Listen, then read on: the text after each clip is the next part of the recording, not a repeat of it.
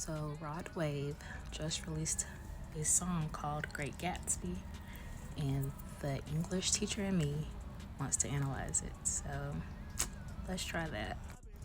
So before I start my analysis, it's very important to kind of establish what we need to know about the Great Gatsby. Well, first of all, it was written in like 1925 by F. Scott Fitzgerald, and it explores major themes like the American dream, socioeconomic issues, and just the overall idea of love.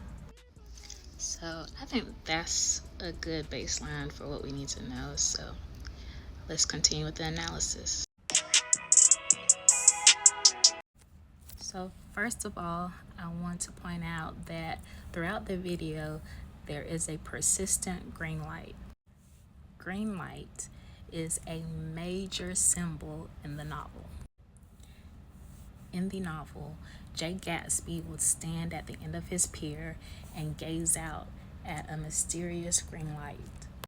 We later learned that this green light was actually on the other side of the lake and happened to be the light on the pier of Daisy Buchanan. We are first introduced to Daisy Buchanan through her cousin Nick Carraway. Nick is the narrator of the story. So the first thing we learn about Daisy is that she is an unhappy but rich woman. So we later learn in the novel that Daisy Buchanan was the one that got away. Jay met her 5 years prior, and they were both young and they fell in love. When Jay initially met her, he felt like he wasn't good enough.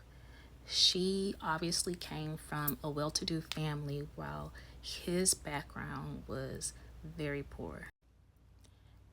And it was there at the beginning that he was still establishing this figure of Jay Gatsby.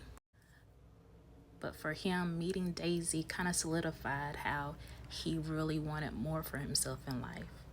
And he felt at the time that he was not quite ready or able to woo Daisy in the way he felt she deserved. Unfortunately for both Daisy and Gatsby, when they met each other, it was during World War I. So after meeting her, he still had to go fight in the war. Unfortunately for him, while he was away, she got married to a man who had the family name and the money, which was two things that Jay did not possess. When he found out that the love of his life was married to someone else, he decided to create a persona that could compete with the Buchanan, specifically Tom Buchanan, Daisy's husband. So in the 5 years that they were apart, he established the name and the bank account to compete with Tom. So when he gazed out into that green light, he was gazing into what he hoped to be his future. When gazing into that green light, he felt that it represented everything that he wanted in his life. He wanted that love. He wanted that power. He wanted that respect that he felt he could gain if he had Daisy by his side. Unfortunately for him, that wasn't the case, because even though he had the money, it was new money. And the novel showed that new money did not hold near as much respect as old money did. And Tom had it in spades. And yeah, Jay Gatsby did create a name for himself, literally. But, the name of a bootlegger did not hold that much respect as, the name of an old money man. So, looking at the lyrics, he said, "I swear to God, your love is war, is so much I can take." And literally, Jay was fighting to gain the love and affection of Daisy. He was competing against Tom Buchanan, Daisy's husband. "I've been thugging for so long, babe, give me a break." He was literally a thug. He established his millions because he was a bootlegger, and he was doing some very undercover shady things in order to gain the wealth and power that he did. He had politicians, judges in his pockets, and he was a rich thug, but a thug nonetheless. Late nights I reminisce about you. It's hard to forget about you. And that was Jay Gatsby every night.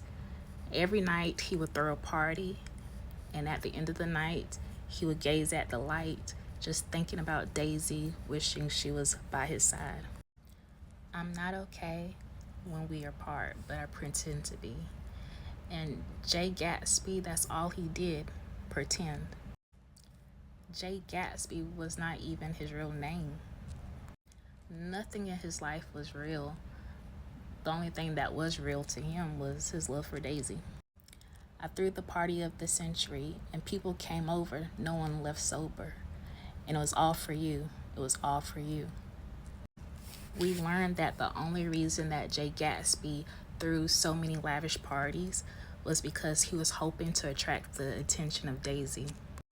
Everything he did was for Daisy. Close the door, don't let the world in. Let's go and hide in again. Rekindle our flame and light my life again. Light my fire again. Jay would willingly give up everything just to have Daisy by his side. His name, the riches, it didn't matter. He only did it because he wanted Daisy by his side. In fact, he loved her so much that he took the rap for her when she, kind of murdered her husband's mistress. Rekindle our flame and light my fire again. He wanted the love that they had 5 years ago, but they were different people then. Daisy was no longer that innocent young lady, and he was no longer that young man that felt the world was his oyster. They've been through a lot, and that kind of colored their present and their future. I think it's a good song. I like it. And I don't know, I really like the fact that he used The Great Gatsby as his inspiration for the song because it held a lot of meaning. So analyzing it from a literary standpoint was very fun.